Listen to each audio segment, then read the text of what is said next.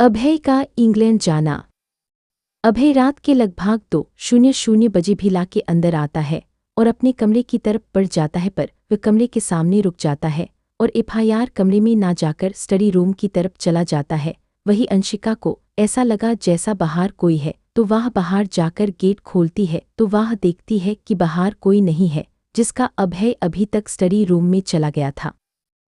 अभी study room में जाकर सोफे पर बैठ जाता है और सोफे से ही अपना सर टीक लेता है। यूस आंशिक का है बातें बार बार याद आ रही थी। आप खूनी हैं, आपने उसे मारा डाला, आप हमें भी मार डालेंगे।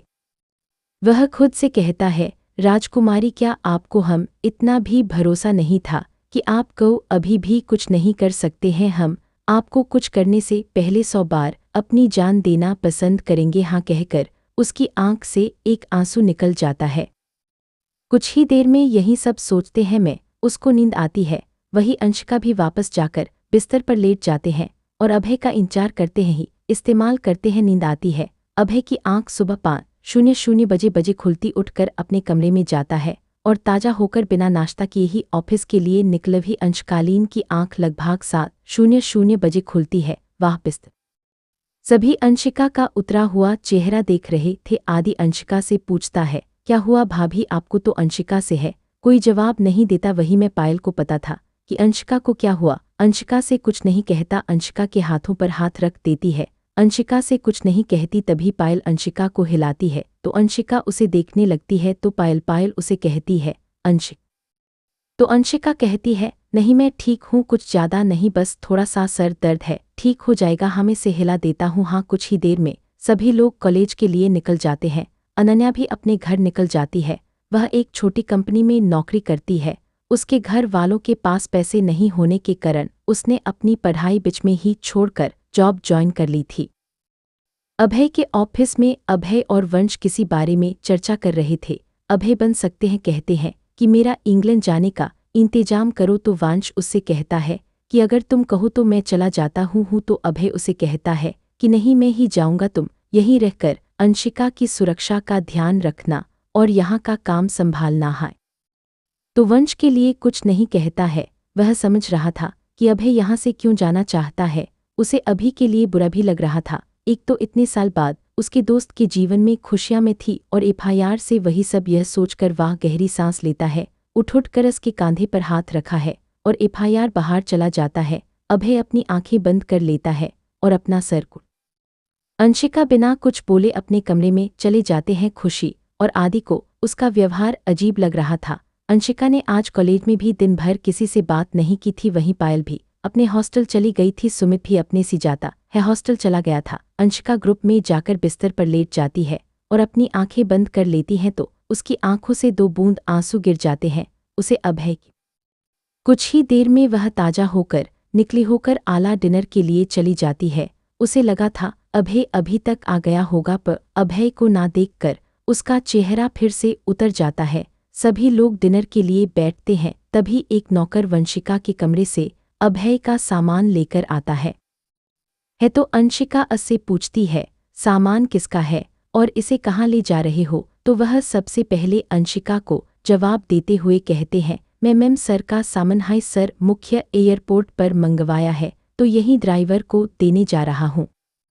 तो अंशिका पूछती है, एयरपोर्ट से? वहाँ नौकर जवाब देते हुए कहते हैं, जी मैं सर इंग्लैंड के लिए निकल रहे हैं इसलिए यह सामान मंगवाया है। ये कहकर वह बाहर की तरफ चला जाता है।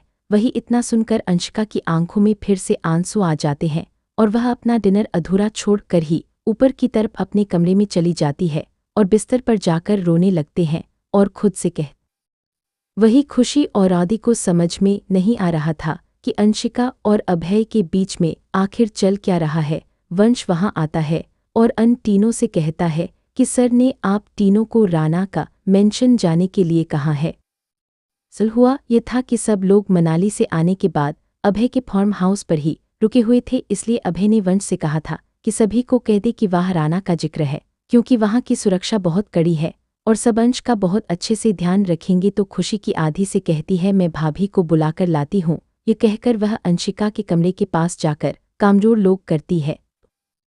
इस वक्त सब लोग सो चुके हैं इसलिए कोई हॉल में नहीं मिलता और सभी चुपचाप जाकर अपने अपने रूम में सो जाते हैं। अंशिका जैसे ही रूम में आते हैं, उपयोग मनो खाने पर जाकर रोने लगते हैं और खुद से कहते हैं कि हम माफ कर दीजिए, क्या हमारी गलती इतनी बड़ी है कि आप हमें छोड़ कर चले गए, या कहकर फूट फूट कर रोने लगती है।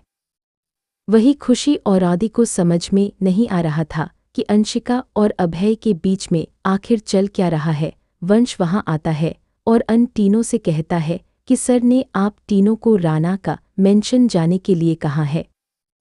दरअसल हुआ यह था कि सब लोग मनाली से आने के बाद अभय के फार्म हाउस पर ही रुके हुए थे, इसलिए अभय ने वंश से कहा था कि सभी को कह दे कि वहाँ राना का जिक्र है, क्योंकि वहाँ की सुरक्षा बहुत कड़ी है और सब अंश का बहुत अच्छे से ध्यान रखेंगे। तो खुशी की आधी से कहती है, मैं भाभी को बुलाकर लाती हूँ। यह कहकर वह अंशिका के कमरे के पास जाकर कामजोर लोग करती है तो अंशिका झट से अपने आंसू पूछती है और डोर खोल देती है। तो अब खुशी कहती है कि भाभी, वंश भाई आए हैं हमने लेने के लिए। भाई ने हमें राना का जिक्र जाने के लिए वहां से नहीं जाना चाहता था। अपनी राजकुमारी को छोड़कर वंशिका को इस तरह से अपने साथ व्यवहार करता हुआ बर्दाश्त नहीं कर पा रहा था। वह उसकी आंखों में अपने लिए डर नहीं देखना चाहता था, इसलिए वह इंग्लैंड चला गया था। अंशिका अपने कमरे में रोते रोते ही सो गई थी। जब सुबह अंशिका की आंख खुलती है तो वह देखती है कि वह राना का मेंशन में है। वह फोन उठाते हैं और एक बार एफआईआर से अभय को कॉल करते हैं। अभय के फोन पर एफआईआर अभी भी नहीं लग रही थी तो उसकी आंखों में फिर से आंसू आ जाते हैं। वह अभय से बात करना चाहती थी, उससे माफ़ी मांगना चाहती थी, पर अब इस वक्त उसकी आंखें सूजी हुई और बुरी तरह से लाल थी। भी आरती जी और कंचन जी हॉल में ही बैठे हुए थे। दादाजी न्यूज़पेपर पढ़ रहे थे, चाचा चाची बाहर गए हुए थे। अंशिका जैसे ही नीचे आते हैं तो आरती जी के और कंचन जी की पछू लेती हैं। कंचन जी और आरती जी उनके मुरझाए हुए चेहरे को देखकर एक दूसरे को देखने लगती हैं और आरती जी अपने पास बुलाकर बुलाते हैं और उसके सर पर हाथ फेरते हुए कहते हैं, क्या हुआ है आपका चेहरा ऐसा मुरझाया हुआ क्यों है और आपकी आंखें इतनी सूजी हुई क्यों है। इतना सुनकर आज जो कब से खुद को कंट्रोल कर रही थी उसके आंसू आरती जी के हाथों पर गिर जाते हैं तो आरती जी को अस्क से देखने लगती है। अंशिका उनके गले लगकर जोर जोर से अंशिका कुछ नहीं कहती है और कुछ देर रोने के बाद आरती जी से दूर होती है। वही कंचन जी भी परेशान होकर अंशिका से पूछती हैं, वही दादा जी यहीं आप फिर अंशिका के पास जाते हैं और हमसे पूछते हैं, बताइए बेटा हमने अगर अब अभय ने आपको कुछ बोला है तो आप हमें बताएं, हम बताएंगे उनको। तो अंशिका हाँ खुद को संभालती है और अपने सरनामे हिलाकर कहती है। कंचन जी कहते हैं कि आपने तो हमने डर ही दिया था। तो अंशिका को एक झूठी मुस्कान दे देती है। वह नहीं चाहती थी कि अभय और उसके बीच की बात घर वालों को पता चले। देर में सब लोग डाइनिंग टेबल पर बहुत नाश्ता कर रहे होते हैं। आदि खाना खाते हुए अपने फोन में लगता है कुछ देख रहा था। वहाँ अनन्या को सोशल मीडिया पर ढूंढने की कोशिश कर रहा था। यूसस्की की कोई प्रोफाइल नहीं मिलती है तो वह उदास हो जाता है। वही खुशी जो उसकी सारी हरकतें देख रही थी, उसने देख लिया था कि वह अनन्या का नाम सर्च कर रहा था। उसके